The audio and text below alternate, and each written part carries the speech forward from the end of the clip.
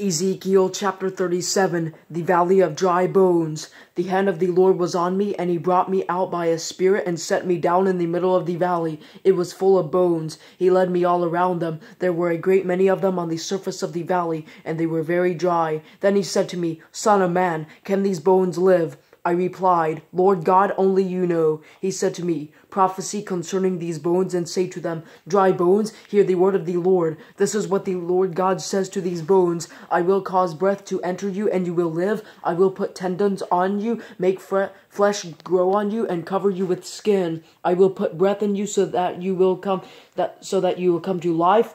Then you will know that I am the Lord. So I prophesied as I had been commanded. While I was prophesying, there was a noise, a rattling sound, and the bones came together, bone to bone. As I looked, tendons appeared on them, flesh grew, and skin covered them, but there was no breath in them. He said to me, Prophesy to it the breath. Prophesy, son of man. Say to it, This is what the Lord God says. Breath, come from the four winds and breathe into the slain, so that they may live. So I prophesied as he commanded me. The breath entered them, and they came to life, and stood on their feet, a vast army.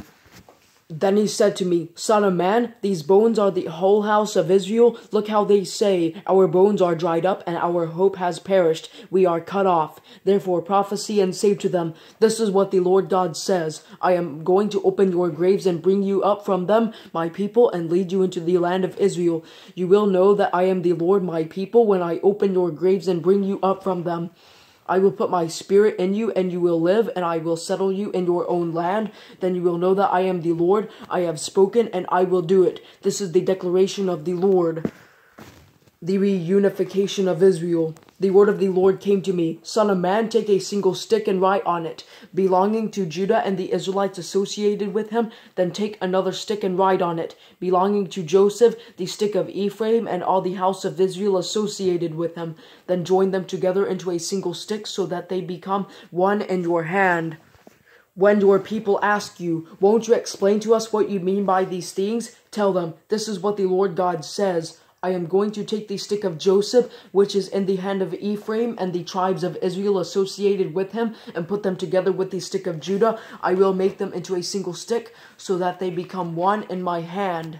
When the sticks you have written on are in your hand and in full view of the people, tell them, This is what the Lord God says. I am going to take the Israelites out of the nations where they have gone. I will gather them from all around and bring them into their own land. I will make them one nation in the land on the mountains of Israel, and one king will rule over all of them. They will no longer be two nations and will no longer be divided into two kingdoms. They will not defile themselves any more with their idols, their detestable things, and all their transgressions. I will save them from all their apostasies by which they sin, and I will cleanse them. Then they will be my people, and I will be their God. My servant David will be king over them, and there will be one shepherd for all of them. They will follow my ordinances and keep my statutes and obey them. They will live in the land that I gave to my servant Jacob, where your fathers lived. They will live in it forever with their children and grandchildren, and my servant David will be their prince forever. I will make a covenant of peace with them. It will be an everlasting covenant with them. I will establish and multiply them, and will set my sanctuary among them forever.